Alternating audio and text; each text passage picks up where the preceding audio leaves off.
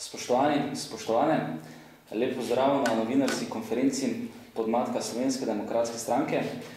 Do zdaj smo bolj ali manj zgolj nemo opazovali in spremljali kampanjo v referendumu o družinskem zakoniku, zdaj pa smo se odločili, da se tudi sami aktivno vključimo v kampanjo. Sicer preden sploh začnem bi rad povedal, da bomo v Slovenski demokratski mladini nastopili mirno z argumenti in naprej bi rad povedal, da obsojamo vse nestrpne izpade, kot tudi dejanja zagovornikov zakonika, ki obsojajo nasprotnike zakonika za zagamane. Upamo seveda, da bo nadaljevanje kampanja potekala mirno, korektno in pa brez podobnih izpadov. Torej, v Slovenski demokratski mladini, kot že rečeno, smo proti predlogu družinskega zakonika, zato imamo kar nekaj razlogov. Prvi je zagotovo področje preživnin, saj besedilo družinskega zakonika predvideva, da se lahko preživnina zmanjša, kolikor ima otrok svoje lastne dohodke ali premoženje iz drugih razmerij. In v to not spadajo tudi štipendije, potem študentsko oziroma dijaško delo. In na podlagi te določbe bodo ravno te enostarševske družine, ki so že zdaj socialno ogrožene, še potipahnjene v slabši socialni položaj.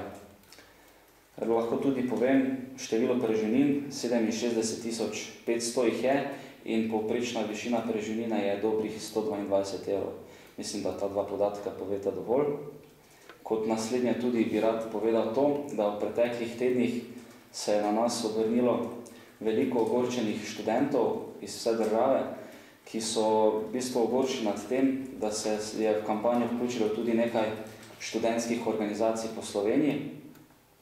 In na tem mestu tudi javno pozivamo, da kolikor bo družinski zakonik sprejet, da študentske organizacije sprejmejo del krivde oziroma svoje odgovornosti in prevzamejo odgovornost za poslabšanje socialnega položaja dijakov in študentov, ki poleg tega, da prejemajo preživnino, opravljajo tudi študentsko delo oziroma prejemajo kakšno štipendijo.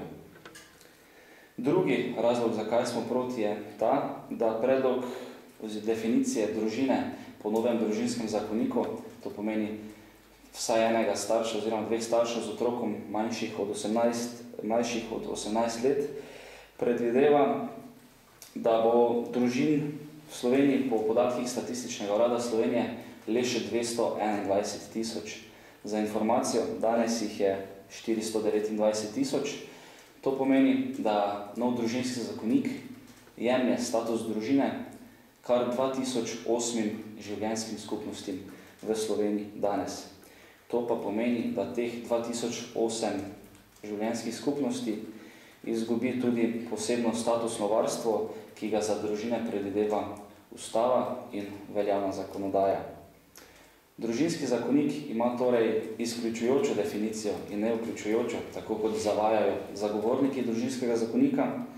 In sicer, da se tukaj tudi gre za to, da se za družine ne štejejo skupnosti, kjer se mati z otrokom poroči oziroma živi z drugim partnerjem.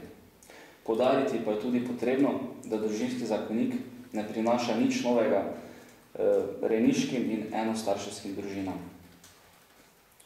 Kot tretji razlog, zakaj smo v Slovenski demokratski mladini proti temu predlogu, je tudi ta, da vsi govorijo, da družinski zakonik nič ne jemlje, ampak se tudi na tem motijo. Družinski zakonik jemlje zaradi tega, ker po zdaj veljavnem zakonu o zakonski zvezi in družinskih razmerjih je skupnost moškega in ženske, jima je poseben zakonski pomen v zasnovanju družine. Ta pomen pa je tudi varovan z Ustavo Republike Slovenije. Zdaj se pa ta pomen črta, saj se želi v bistvu izenačiti zakonsko in zunajzakonsko skupnost z istospolnimi skupnostmi, ki pa žal ne morejo prispevati k narodovi nataliteti. Z vidika mladih, ki si želimo zasnovati družino, je ta poseg nedopusten, ker nam odvzema poseben družbeni status do družbe in države. ter črta temelj za proaktivno natalitetno državno politiko. Mladi si želimo, da bi nam država za zasnovanje družine še naprej priznavala poseben status, zato bomo 25. marca glasovali proti družinskemu zakoniku.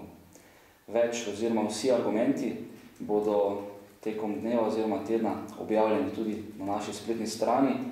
V Slovenski demokratski mladini pa pozivamo vse, da se seveda referenduma udeležijo v čim večji meri in glasujejo proti.